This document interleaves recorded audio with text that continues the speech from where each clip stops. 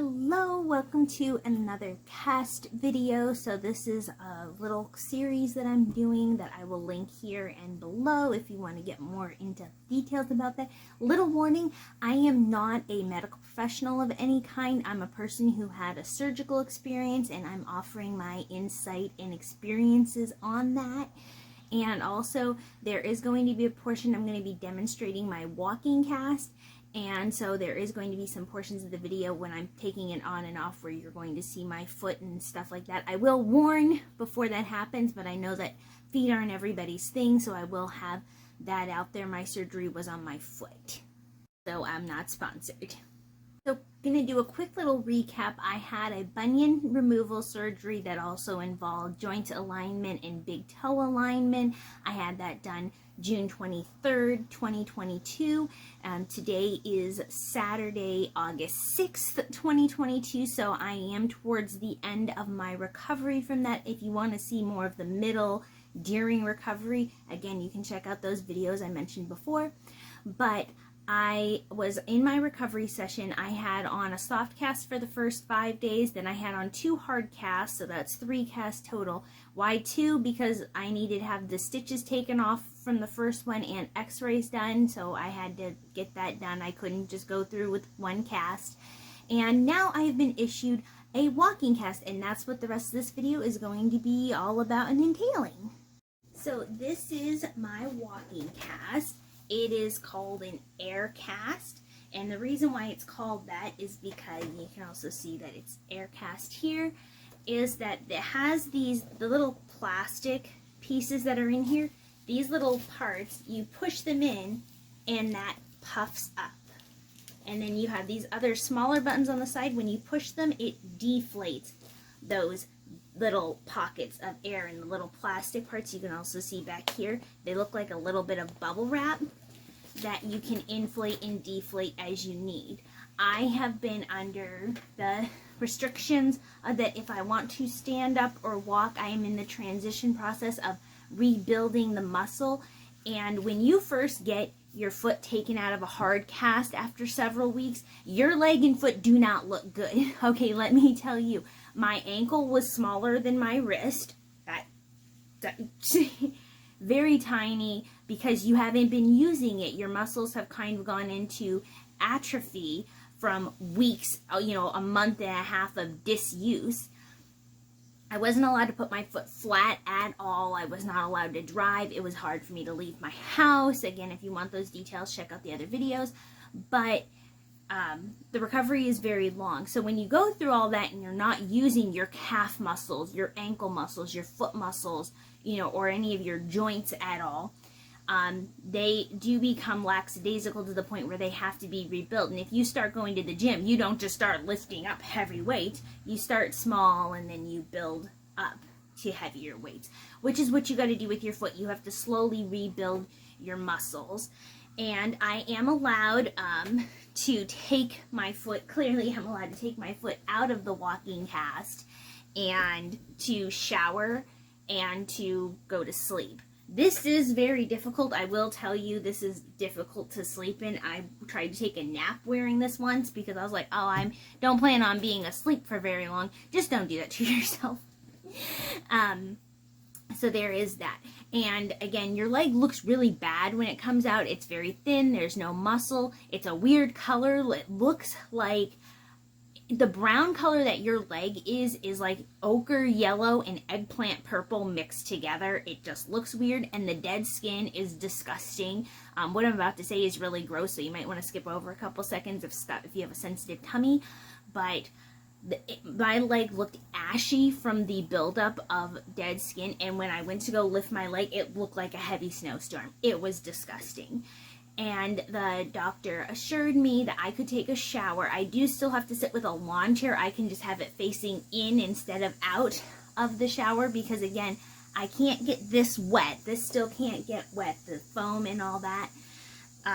So I cannot stand at this point in the shower, but I can get my foot and my leg wet again. And you are very hairy. It looked like a mummified hobbit's foot just because of the discoloration, that dry skin, and the hair is everywhere. And even though I did elevate my foot like I was supposed to, your foot does still retain a bit of swelling and moisture. So I had a very fat foot. And so when you have that, you know, you don't look good. I was allowed to shave from my ankle up. So, you know, you are going to still have some hair on your toes, which doesn't look pleasant. But nobody's going to be seeing your toes because they're still going to be covered mostly by this thing. But I was told that the dead skin, in regards to that, not to pick it, to scrub it, rub it off, or like try to scrape it in any way. She said that over time it would go away on its own. All I had to do was use a moisturizing body wash and a loofah, and gently, especially over the incision area. My incision area, by the way, is about this long on the sides of my foot. So from the base of my toe to just before where my ankle starts is my incision. She said to be very, very gentle, and that it would come off in its own time, and that I should start using stuff called bio oil. Quick little tidbit. I also want to say that because I don't have the boot on at night, I don't like strap it in every night. I've kept using my scooter and had my scooter nearby my bed like I did with my hard cast, because I can't put my foot down. So I did just want to throw that in, that at night to go to the bathroom and such, I do just continue to use my scooter at the moment. This is specifically what I was instructed to use. I'm not sponsored in any way, by the way, but this helps with scarring, so it helps reduce how the scar looks on your foot, and this helps with hydration and replenishing the natural oils of your skin, moisturizing, and all of that. So I've been doing that, and my leg went back to a normal moisture level after about 4 days. When I was patting my leg dry, there was a lot of dead skin cells that just came off. I had the most buildup, which is really gross, between my toes. So just be aware of that, because you know your toes can't go anywhere, your foot can't go anywhere, so everything kind of goes down and gets stuck in those crevices. So I did make an effort to take some Q-tips and gently like clean between my toes. That helped a whole lot.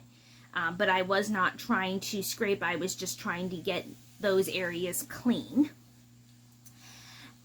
Then I'm going to show you how I had to walk because for the first 8 days I had to use crutches to assist me to walk, and I was supposed to slowly like take a couple steps here and there without the crutches, stand for a couple seconds, and then sit down without the crutches and stuff like that. So I'm going to demonstrate that for you. So this is pretty normal to how you would use your crutches normally. It was just like that.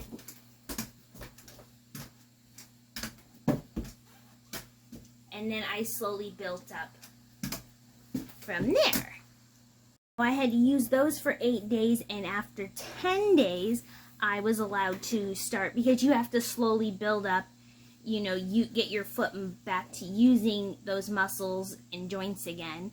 And I had to wait 10 days before I could use steps, like put my foot pressure down on steps, because that's a lot of pressure, all of that muscle movement going up and down steps.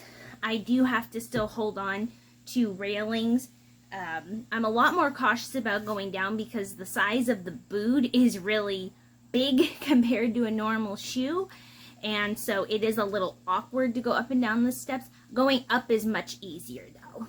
I want to mention that you can get a long boot or a short boot. It just depends on what your doctor or surgeon issues. I cannot tell you anything or give you any insider opinion about the long boot, because that's not what I was ever with.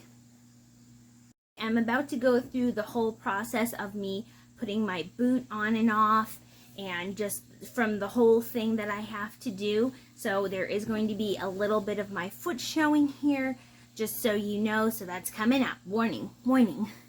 Okay, so in taking the boot off, you have to hit these buttons and to deflate it.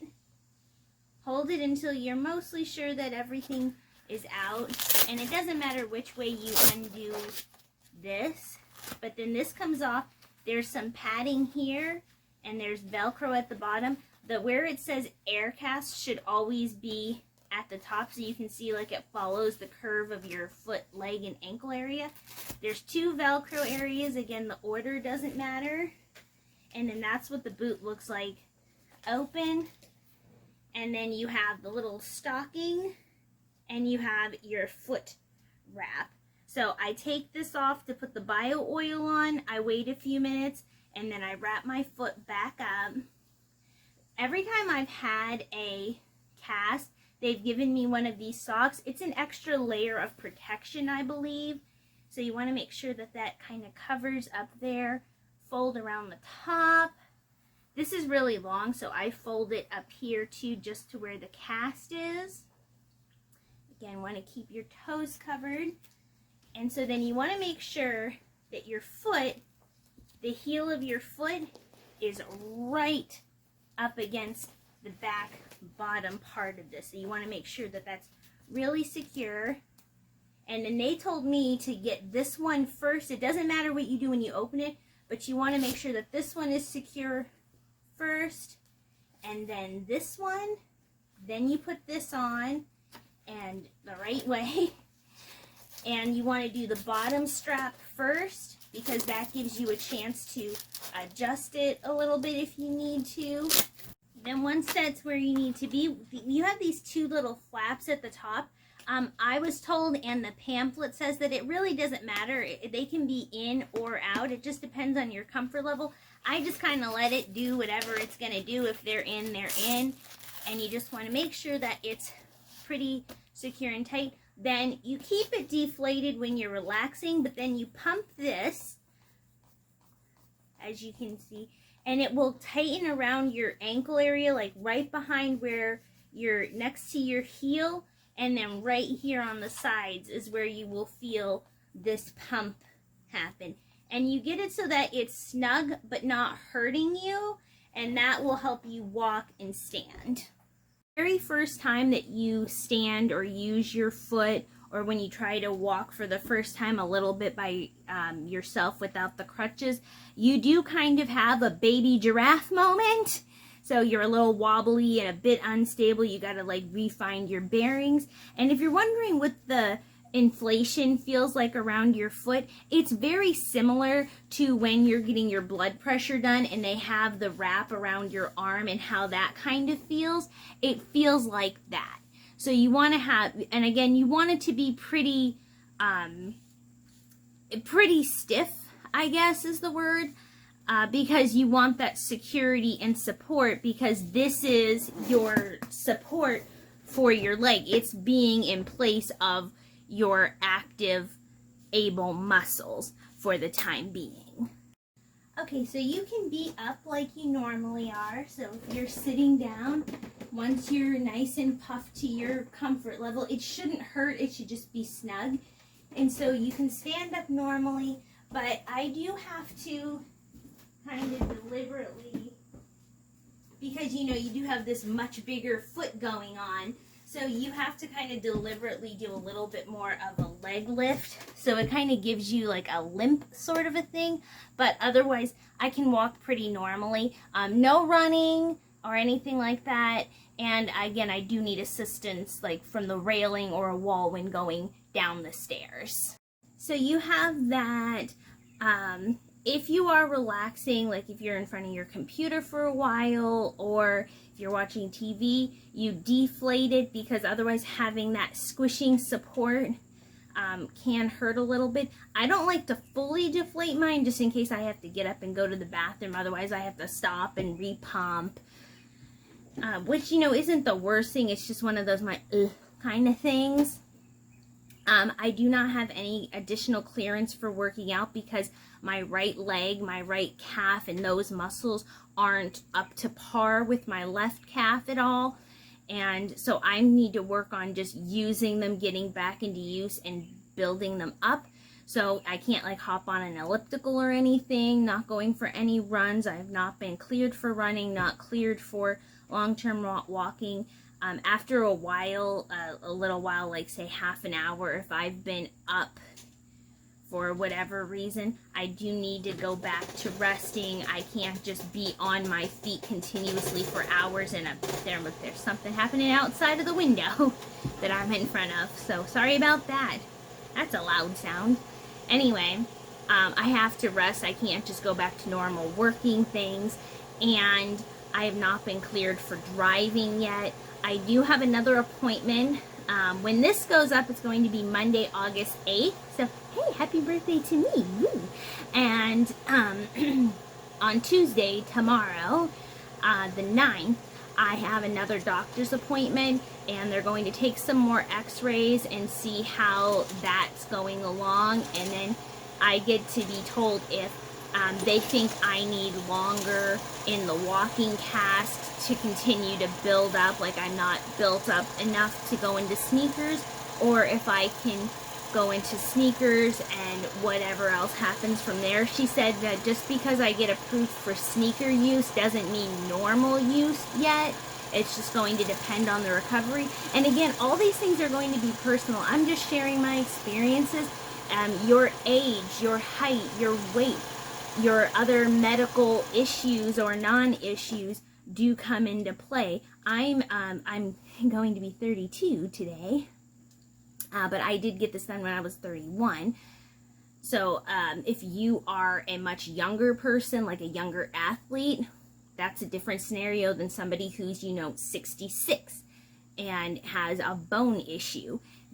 All those things are factors that you have to talk with your doctor. I'm just telling you what I experienced in the discussions I had with my doctor for my particular surgery, and mine was a willing surgery on my foot. I was told that I would need surgery for pain reduction, etc., because it was a progressive thing, and that the pain would only get worse into a point where I couldn't be on my feet if I didn't get it.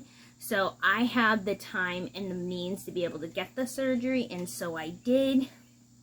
I will do another follow-up after this one about whatever my doctor said, but I don't think I'm going to get any other casts or anything like that. If you have any other questions, feel free to ask me in the comments. And remember, these are just things that I went through. So if you're like, well, I had somebody who had this surgery and it was nothing like that, well, there's different circumstances. So I hope that I helped somebody. As always, that's my goal with this little series. And I will see you in the next video, which has nothing to do with casts.